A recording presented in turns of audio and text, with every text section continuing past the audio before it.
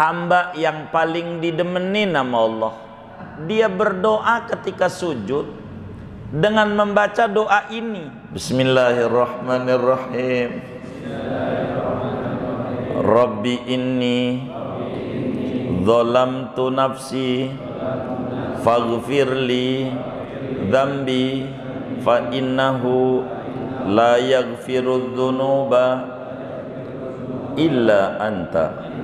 Hamba yang paling dicintai oleh Allah adalah hamba yang kalau sujud ada 3 unsur yang dia minta: pengakuan diri, permintaan, dan puji-pujian kepada Allah. Ini yang paling didemenin. Allahu ya Allahu ya Allah. Assalamualaikum warahmatullahi wabarakatuh.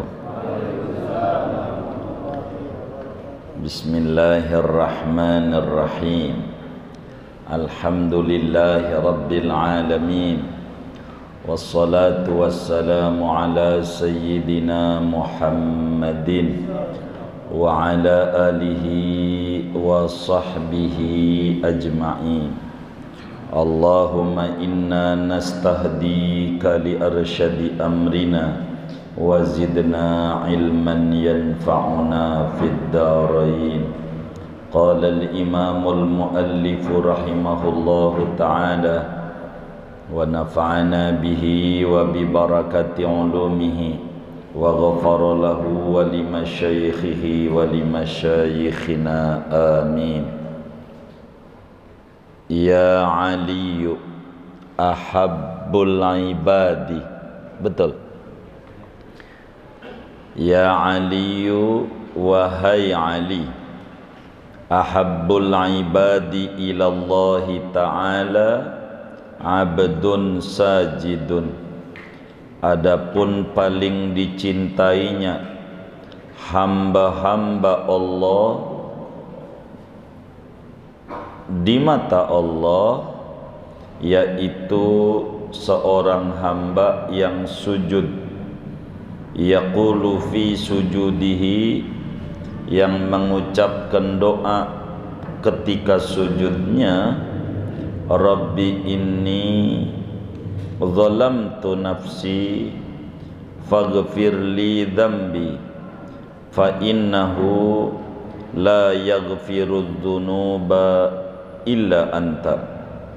Duhai Tuhanku, sesungguhnya aku yaitu menzalimi oleh aku akan diriku, faghfirli dzambi, maka ampunilah olehmu bagiku akan dosaku, fa innahu la yaghfirudz dzunuba illa anta, maka sesungguhnya yaitu tidak ada yang mengampuni akan dosa-dosa kecuali hanya Engkau. Wallahu a'lam bishawab. Segini.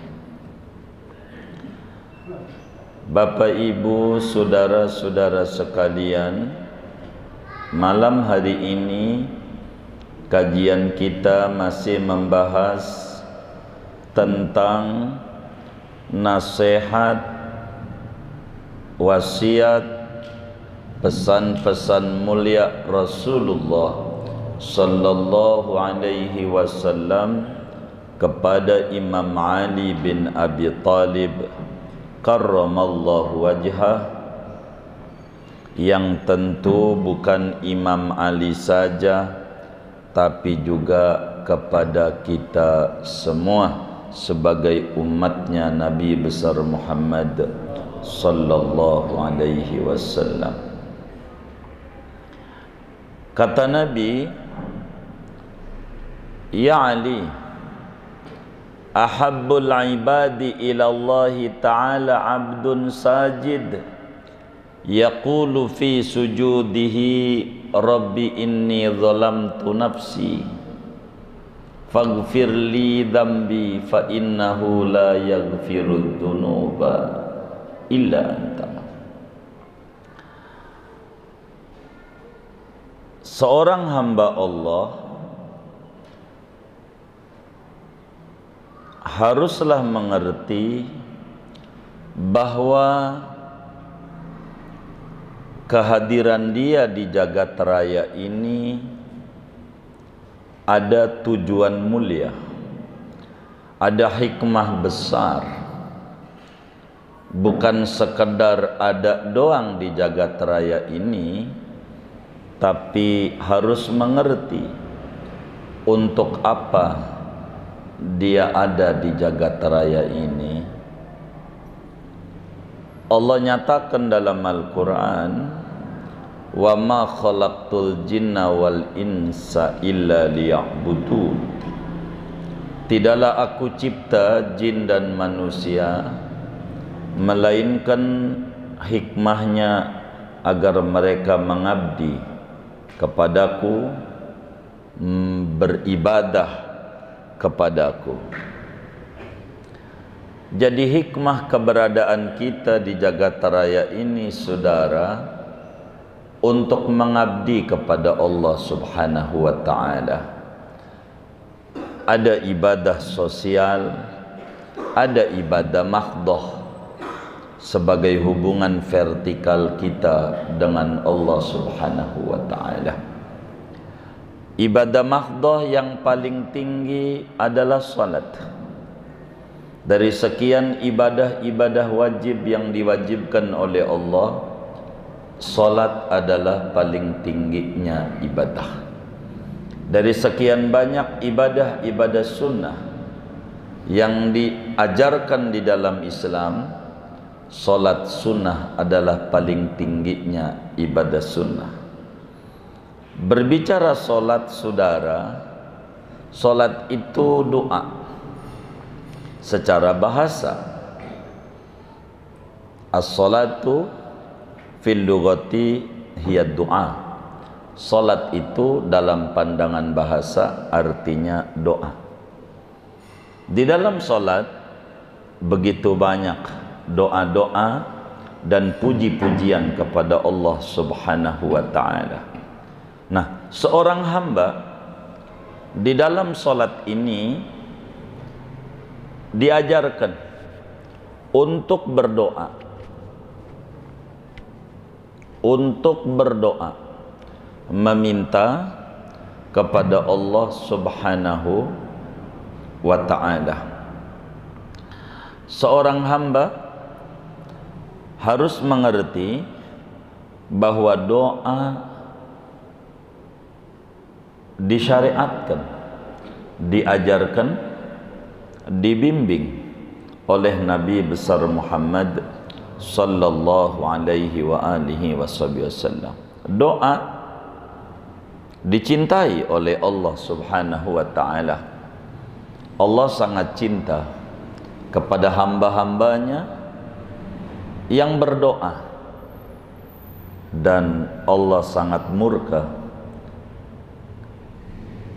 terhadap hamba-hambanya yang tidak mau berdoa, seakan-akan dia tidak butuh Tuhan.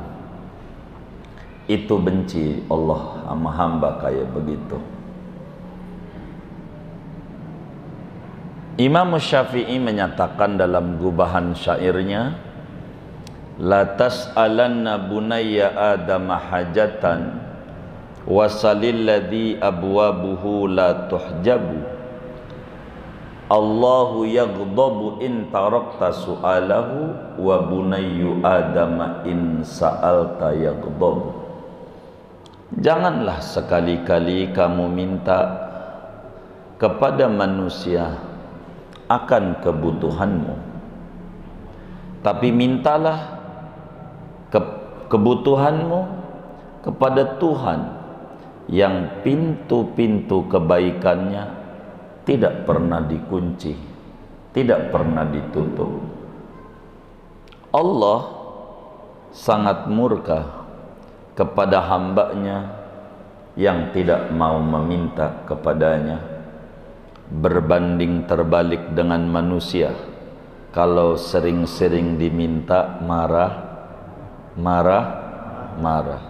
Biar kata dia dermawan, hari ini datang minta lagi tuh pengemis, besok datang lagi minta lagi, besok minta lagi, lama-lama lu tidur aja di kantong gua. Begitu manusia. Maka doa sangat dianjurkan. Walaupun dalam sholat kita doa, tentu berbahasa Arab doa itu. Karena sholat tidak boleh selain bahasa yang diajarkan. Nah, kita berbicara berdoa ketika sujud, dan ini materi kita. Berdoa ketika sujud dalam sholat. Apa hukumnya saudara berdoa ketika sujud di dalam sholat kita? Bapak Ibu, para ulama Islam dari kalangan mazhab 4 itu berbeda-beda menyoroti tentang doa ketika sujud dalam sholat. Ulama-ulama daripada mazhab Hanafi, yakni ulama-ulama Hanafiyah, ulama-ulama mazhab Hanafi berpendapat bahwa orang yang sholat tidak boleh baca doa selain baca tasbih, selain membaca tasbih. Begitu yang mu'tamad di dalam madhab Abu Hanifah. Ya subhana rabbiyal a'la wa bihamdihi. Sementara di dalam madhab Imam Malik, madhab Maliki, ulama-ulama itu menyatakan sunat seorang muslim ketika sholat berdoa apa saja, baik urusan dunia, minta jodoh, minta rezeki, minta keturunan, minta apa aja, atau urusan akhirat, minta pengampunan dosa, minta masuk surga, atau urusan agama, minta kesyukuran, minta bagus ibadah, silahkan saja, baik yang umum maupun doa khusus. Yang menukik emang dia minta belum punya rumah, capek dia ngontrak mulu, dia doa dalam sujudnya, boleh. Yang penting bahasa Arab. Sedangkan di dalam madhab Hambali, imam-imam Hanabilah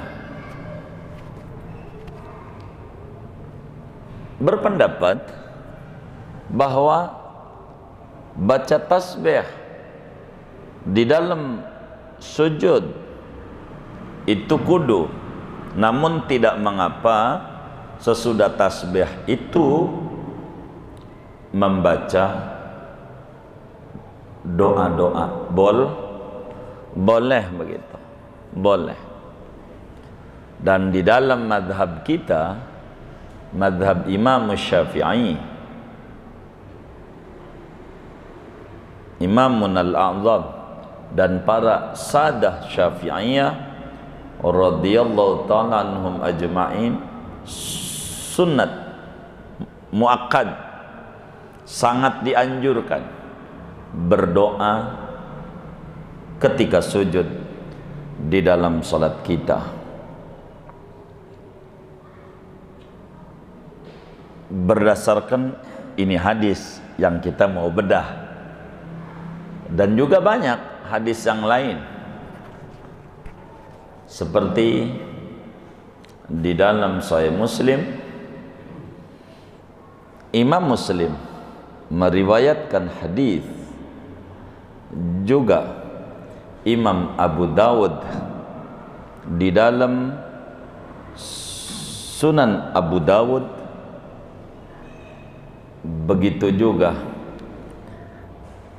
Imam Ahmad bin Hanbal di dalam kitab Musnadnya, qala Rasulullah sallallahu alaihi wasallam, aqrabu ma yakunul abdu min rabbihi wa huwa sajid fa aksirud du'a faqaminun an yustajaba lakum.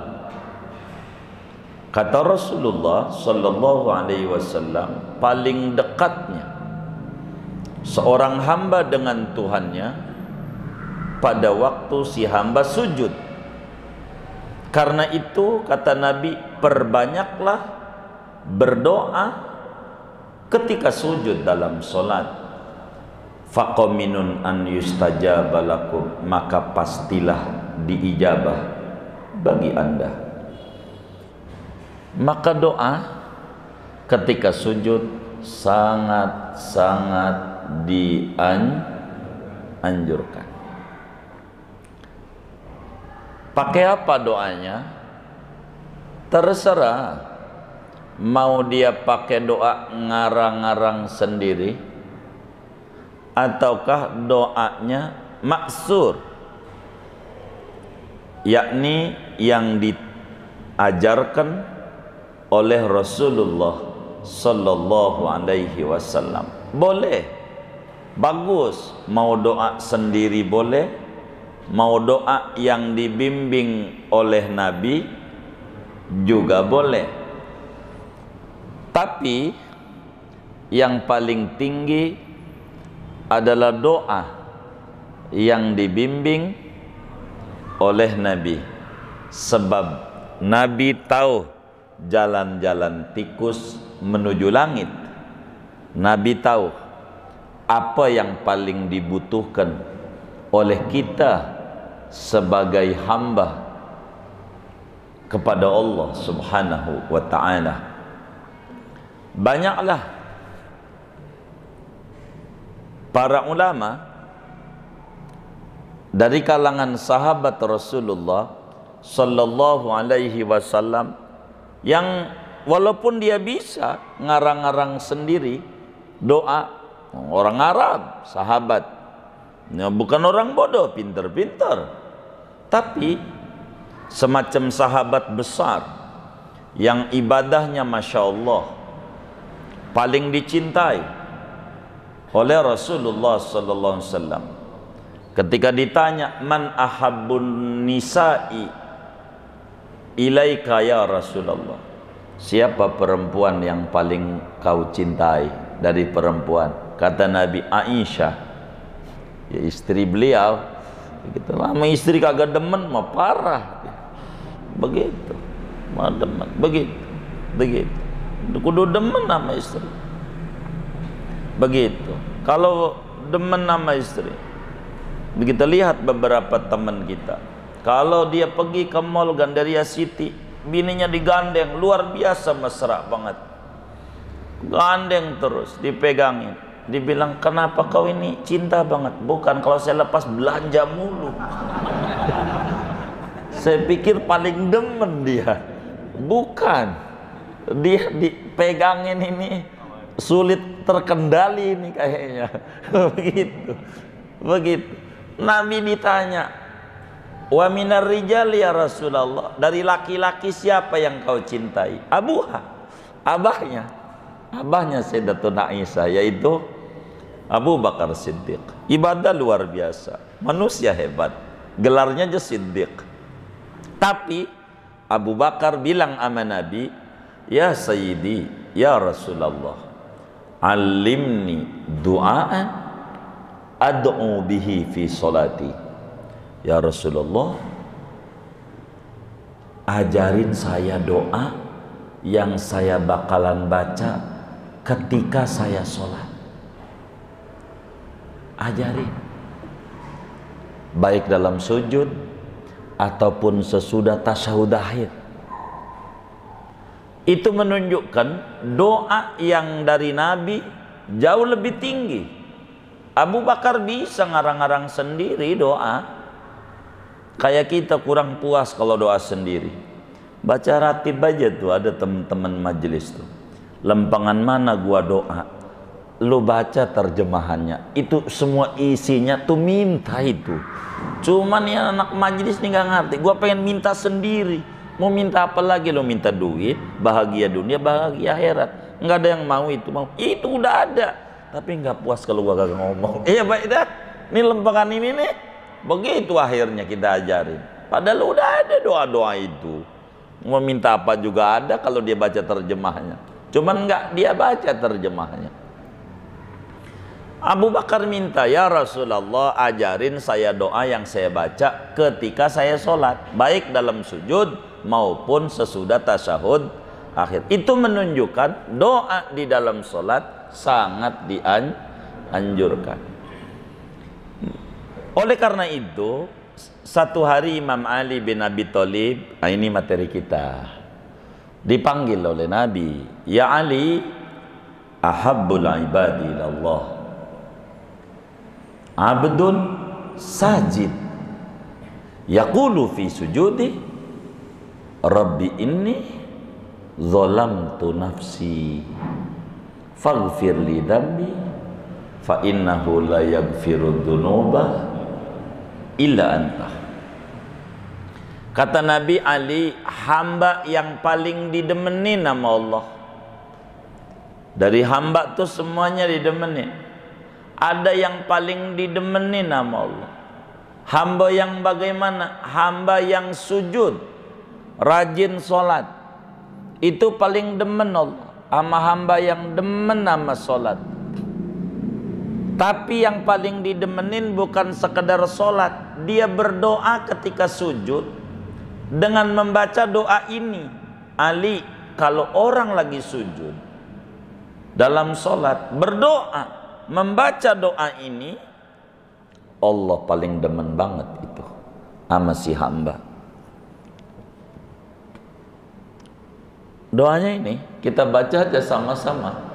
Bismillahirrahmanirrahim. Rabbi inni zalamtu nafsi faghfirli dzambi fa innahu la yaghfiru dzunuba illa anta. Tuh, doanya nggak panjang, sama lagu Indonesia Raya masih panjangan itu. Doanya pendek. Tapi saudara, biar doa ini pendek tapi memiliki banyak rahasia di dalamnya. Banyak rahasia. Dalam riwayat yang lain, Imamun Nasa'i meriwayatkan dari Sayyidina Ali juga, Imam Tabarani dari Sayyidina Ali juga, bahasanya bukan ahabbul ibadi tapi ahabbul kalami, doa yang terbaik. Dalam riwayat yang lain bunyinya, Ali, doa yang terbaik yang dibaca oleh seorang hamba ketika sujud adalah doa ini. Begitu. Sehingga karena doanya yang terbaik di mata Allah, maka si hamba dicintai juga oleh Allah Subhanahu wa ta'ala. Saudara, ada 3 unsur doa. 1, Rabbi inni zalamtu nafsi. 2, faghfirli dzambi. 3, fa innahu la yaghfiru dzunuba illa anta. Doa ini, Bapak Ibu Saudara sekalian, adalah doa yang sangat agung yang dibimbing oleh Nabi kepada Imam Ali bin Abi Thalib. Doa ini sangat dahsyat, sangat luar biasa bila kita mau menghayati, merenungi, kandungan doa dari doa yang diajarkan oleh Nabi kepada Imam Ali dikala kita sujud, dikala sujud dalam solat. Tapi ingat, supaya kita mudah dulu, ini kalau dalam solat berjamaah tidak boleh imam membaca ini, tidak, kecuali izin dulu sama makmum. Karena imam yang disuruh dalam sujud baca tasbih 3 kali, tiga kali aja, enggak boleh lebih dari 3, kecuali izin dulu makmum, saya mau sholat baca tasbih 100, setuju enggak Isa ini? Setuju muanya, baru boleh. Kalau ada atu aja nggak usah, nggak boleh. Imam.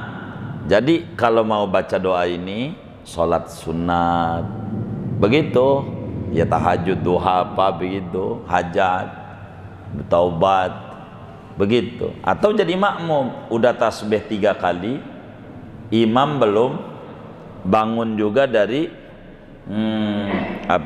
sujudnya, ya baca. Kalau makmum begitu. Kalau imam ndak boleh panjang-panjang. Kalau imam begitu. Doa ini kandungannya cakep. Rabbi inni zalamtu nafsi. Pertama, rahasia dalam doa ini kenapa dikata doa dahsyat? Karena di dalam doa ini ada pengakuan seorang hamba tentang keteledoran, kekurang maksimalan dalam pengabdian dirinya kepada Allah. Kedua, dalam doa ini terkandung pengakuan dan pujian kepada Allah Subhanahu wa taala dengan kemahasempurnaan Allah. Ketiga, dalam doa ini ada permohonan ampunan dosa dan salah, yang mana ampunan itu bisa menghantarkan dia menuju surganya Allah Subhanahu wa ta'ala. Ini doa begini, Rabbi inni zalamtu nafsi.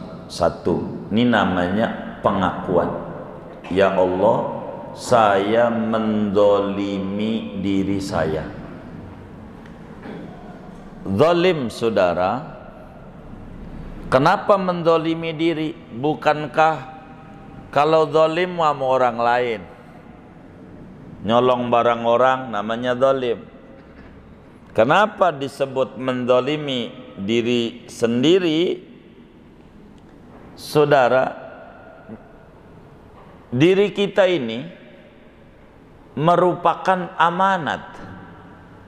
Amanat dan amanat dari Allah Subhanahu wa ta'ala yang diwajibkan kepada setiap manusia untuk menjaga amanat itu dan menunaikan hak-hak amanat dengan semaksimal mungkin. Tangan yang diberikan oleh Allah ini amanat dari Allah. Untuk apa Allah nitipin tangan sama kita? Apa untuk nyolok-nyolok orang atau untuk apa? Allah nitipin mata sama kita. Untuk apa ini mata? Apa untuk lihat televisi? Atau untuk apa begitu? Kaki dititipin sama Allah sama kita. Ini untuk apa Allah kasih kaki?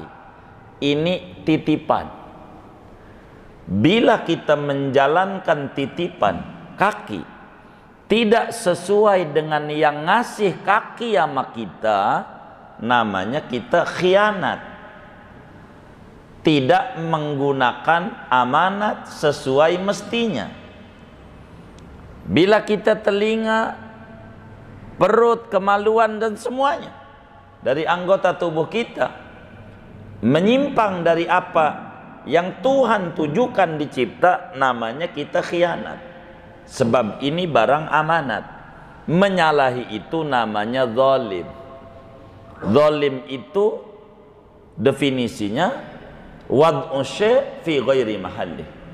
Zalim itu meletakkan sesuatu pada bukan tempatnya, mendayagunakan sesuatu di luar daripada fungsi sesuatu, namanya zalim.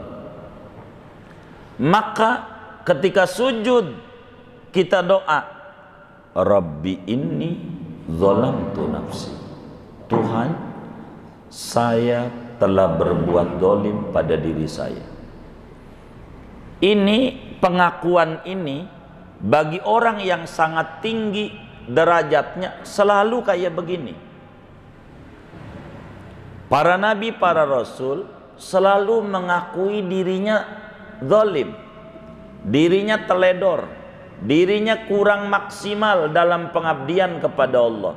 Contoh Nabi Adam, Rabbana zalamna anfusana. Nabi Adam dan Siti Hawa alaihimassalam itu Rabbana, duhai Tuhan kami, zalamna anfusana, kami telah mendolimi diri kami, makan buah yang dilarang, lupa aja taubat, lupa.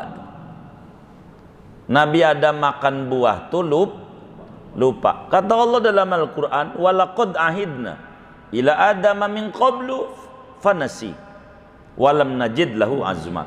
Surat apa ini? Toha. Demi sesungguhnya kami wanti-wanti Adam sebelumnya, jangan tuh deketi pohon itu apalagi makan. Fanasia, lupa Adam, makan juga lupa. Orang lupa dosa enggak? Orang lupa dosa enggak? Enggak. Tapi orang yang paling tinggi lupa berasa dosa. Nabi Yunus alaihi salam, masyhur doanya, la ilaha illa anta subhanaka inni kuntu minadh dhalimin. Itu juga sama, inni kuntu minadh dhalimin. Itu enggak salah dia, enggak salah orang yang diceburin kok ke sumur, ke laut. Tapi ini kuntu minadh dhalimin, saya ini salah, zalim. Nabi Musa juga begitu tuh. Nabi Musa, Rabbi inni dzalamtu nafsi. Itu ada Nabi Musa berdoa. Kenapa? Jadi setinggi-tingginya manusia, semulia-mulianya manusia, tetap saja harus merasa kurang maksimal kepada Allah. Malaikat yang kerjanya ibadah dari sejak dicipta sampai kiamat, enggak berhenti-berhenti dia ibadah, enggak pernah putus-putus ibadahnya. Nanti kata Nabi di surga, sebagaimana Imamul Haddad tulis dalam Nasihatud Diniyah wal Wasail Imaniyah, malaikat bakal berkata, Ilahi ma abadnaka haqqa ibadatik, Tuhan, saya tidak ibadah dengan benar. Padahal ibadah nggak pernah berhenti. Begitulah hamba yang mengerti. Maka doa ini kenapa tinggi dan dahsyat? Sebab yang pertama, Rabbi inni dzalamtu nafsi, ada i'tiraf bitaksir, pengakuan pada diri sendiri dengan sangat-sangat teledor dalam mengerjakan ibadah, kurang maksimal, seringnya melakukan sesuatu yang mendatangkan murka Allah. Manusia tidak akan lepas dari kekurangan. Namanya manusia, itu tempatnya kurang. Manusia kurang. Ini harus ada dalam diri kita. Zalim itu pada diri sendiri ada dua. Pertama, tidak menjalankan perintah Allah dengan maksimal. Kedua, mengerjakan yang dilarang oleh Allah. Itulah namanya zalim. Dan orang yang paling tinggi, orang yang mengaku di hadapan Allah, Rabbi inni zalamtu nafsi. Tuhan, saya ini zalim sama diri saya. Saya ini enggak benar Tuhan, enggak benar. Yang paling sulit orang itu ngerasa enggak benar. Kita ini kudu belajar jadi orang awam. Jadi orang awam tuh kudu belajar, bukan jadi orang pinter. Jadi orang awam tuh kudu belajar. Belajar jadi orang awam. Ini sulit. Belajar orang awam. Yang ada tuh belajar jadi orang sok pinter, itu banyak. Sok pengennya menghakimi orang terus. Begitu. Kalau nyalahin mau nggak perlu ngaji. Bener nggak? Orang yang nggak ngaji nyalahin bisa nggak? Bisa tuh, nggak ngaji bisa nyalahin. Begitu. Ngebenerin yang susah, bener nggak? Nah, Rabbi inni zalamtu nafsi, ngaku kalau kita belum bener, itu belajar. Kita kudu minta tuh sama Allah, Tuhan, saya ini ngaku saya belum benar, banyak zalimnya, banyak salahnya. Pengakuan ini mendatangkan diijabahnya doa. Kalau pengen doa kita diijabah oleh Allah, di antara tawassulnya pengakuan. Bagaimana Ibnu Athaillah Sakandari dalam munajatnya di ujung hikam, Ilahi, ana jahulun fi ilmi, fa kaifa la akunu jahulan fi jahli. Saya ini sangat bodoh dalam keberpengetahuan saya. Udah ngaji bukannya makin pinter. Pas ngaji, datang lagi ke majelis, yang ini belum tahu. Datang lagi, yang ini baru tahu. Yang ini baru tahu. Makin ngaji itu bukan makin pinter. Makin apa? Makin bodoh. Ngaji itu bukan tambah pinter, bukan. Kalau pengen pinter jangan ngaji, ntar bisa nyalain. Begitu. Itu begitu, saudara. Kata Imam Syafi'i radhiyallahu ta'ala an, kullama zadani ilman zadani fahman bijahli. Manakala Allah tambahkan saya ilmu, Allah tambahkan juga kebodohan saya. Saya mengerti makin bodoh. Makin didalami makin bodoh. Makin didalami makin bodoh. Agama tuh betapa luasnya. Kita bak kecebong yang ada di Batok Kelapa, namanya bagai katak dalam tempurung. Bagai katak dalam tempurung itu artinya batok kelapa. Cebong ada di Batok Kelapa. Dia berkata, subhanallah, luas amat ini dunia ya, kata cebong, padahal di dalam batok. Kita jangan kayak begitu. Pas batok pecah, kaget, ya Allah, ini masih kecil, masih banyak lagi ternyata yang lebih hebat. Begitu. Itu begitu.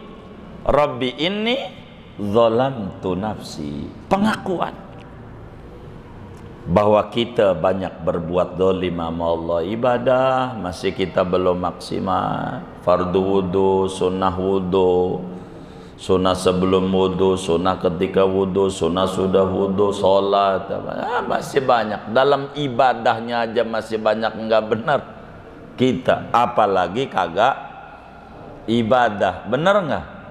Begitu. Banyak zalim. Betapa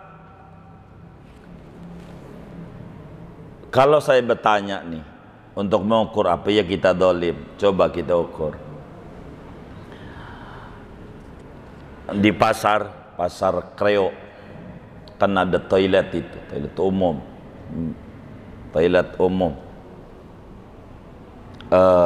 Kalau kita pipis di toilet umum tuh bayar nggak sih? Berapa? 2.000. 2.000. Kalau menurut bapak dan ibu, surga sama toilet, kira-kira menurut bapak tinggian mana? Hah? Surga sama toilet, hah? Tinggian mana? Tinggian surga. Baik. Ini kan jawaban ini kan perlu bukti, kan diukur. Makalah kita kemudian di dompetnya ada 100.000, 50.000, 20.000, 10.000, 5.000, 2.000. Ada kotak amal Jumat Darul Ma'wa. Yang dimasukin yang mana? 2.000. Jadi surga sama WC tinggian mana? Ya Allah. Itu udah ikrar katanya tinggi, prakteknya sama. WC 2.000, surga. Zalim nggak itu? Ya Allah, itu udah zalim. Ya Allah, surga 2.000. 2.000-nya aja belum berhenti di situ, belum. Iya, ada 100 lembar di dompetnya, 99 lembar kaku, 1 lecek. Ada kotak amal Darul Ma'wa. Yang dimasukin yang mana? Surga. Yang lecek. Sampai tuh pengurus masjid ngitung Jumat, sampai adzan asar belum kelar. Sampai dicurigai banyak duitnya nih, banyak nih. Gitu. Sampai asar belum kelar. Bukan banyak. Lecek ya. Dibuang amal orang, enggak dibuang nyusahin. Padahal kalau dia buat ke Indomaret yang bagus-bagus, begitu. Ada orang bagi duit sama kita 50.000, kita bawa ke Giant, yang Kreo aja yang dekat. Korea jauh, Kreo aja 50.000. Kira-kira menurut bapak ini 50.000 dibawa ke Giant, gede apa kecil? Hah? Halo, gede apa kecil? Oh kecil. Dibawa ke kotak amal Jumat Darul Ma'wa, gede apa kecil? Gede. Ini yang berubah angka duitnya. Hah? Yang berubah apanya ini? Hah? Hah? Niat. Yang berubah apanya? Oh, mindsetnya, hatinya, dirinya. Oh, ini dolim. 50.000 dibawa ke Giant, gede apa kecil? Ke kotak amal Jumat Darul Ma'wa, gede. Oh gede. Tuh yang berubah nih hatinya apa duitnya? Hatinya. Di mana berubahnya? Dunia itu istimewa, hebat, luar biasa. Maka 50.000 kecil. Surga barang hina, remeh, rendah, jelek. Maka 50.000 terlalu besar buat surga. Ada nggak yang kayak begitu? Ada nggak? Nggak ada. Ada. Banyak. Yang mana orangnya? Saya tanya sama ketum masjid kita Jumat besok, kalau isinya 2.000 lagi berhenti nih ngaji. Oh tuh bener tuh. Bisa berhenti ntar minggu depannya saya tanya. Tuh begitu. Rabbi ini zolamtu nafsi. Tuhan saya salah. Mindset saya kalau buat dunia luar biasa. Ada dangdutan, Timeng dipanggil Kang Mas, Ya Allah, 50.000 serosot aja. Ya Allah, gampang timbang Kang Mas doang. Bikinin kopi kagak, nyuciin kagak, nyetrikain kagak, masakin kagak. Bininya yang nyuci, masak, ngomong, anak dia nganterin juga, nyetrika. Bang, bagi duit. Duit mulu. Ada nggak bu lakinya yang kayak begitu bu? Hah? Yang mana ini? Yang mana?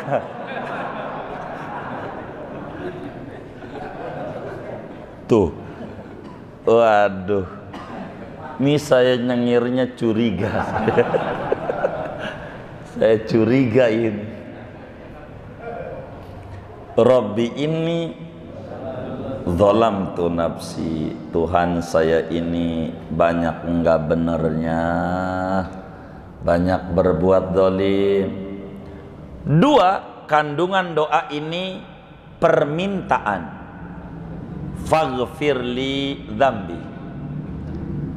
Fa di sini namanya fa sababiyah. Sebab itu saya ini zalim Tuhan sama diri saya. Saya banyak nyiksa diri. Saya banyak ngejahatin diri. Saya kurang sayang sama diri. Saya kurang hormat sama diri Tuhan. Saya zalim sama diri. Sebab itu Tuhan, faghfirli dzambi, ampuni dosa saya. Ini yang paling tinggi yang harus diminta oleh seorang hamba, minta ampunan. Sebab seretnya jalan rezeki bukan di toren gak ada air, torennya baru. Airnya kita intip penuh. Keran baru diganti dari singkoh. Cakep. Tapi pada waktu dibuka jalannya ceret, ceret, ceret. Salah di mana? Ini ada banyak pasir yang nyumbat di salurannya, banyak dosa yang dilakukan yang menyebabkan rezeki jadi seret. Innal abda la yukhramu minar rizqi bidzambil ladzi yusibuh. Kata Habibuna Muhammad SAW, hamba itu diseretkan rezekinya lantaran dosa yang dia kerjakan. Faghfirli dzambi, faghfirli dzambi, ampunin dosaku ya Allah, ampunin dosaku. Ini namanya disebut tolabul maghfirah minallahi ta'ala, memohon ampunan kepada Allah subhanahu wa ta'ala. Ampunan dulu.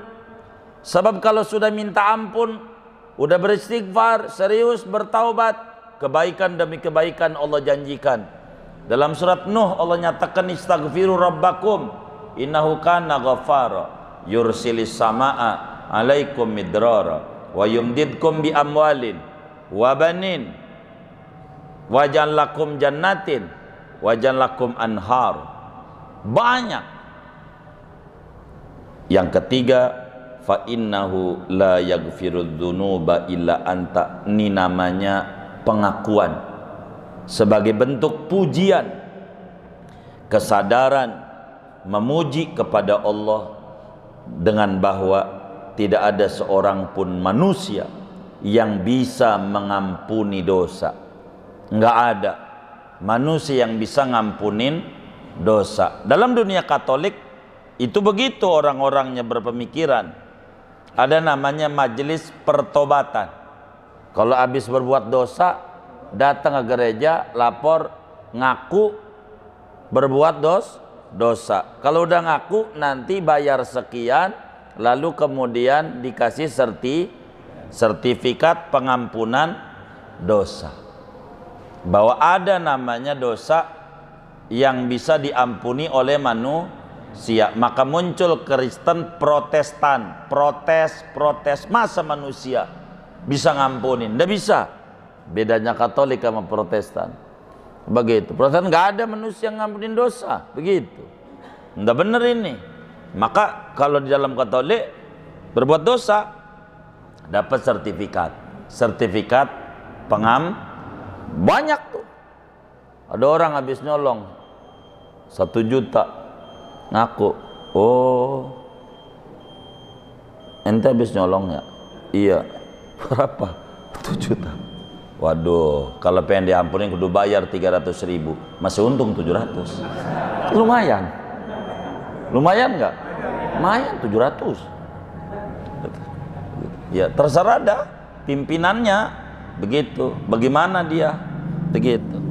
Bayar, dapat sertifikat. Maka ada anekdot. Waktu di surga, dia mau masuk surga. Ditanya sama malaikat Ridwan, Anda mau masuk surga? Iya, sebab dosa saya udah diampuni. Mana buktinya? Nih, dibawa sertifikatnya. Ini banyak pengampunan.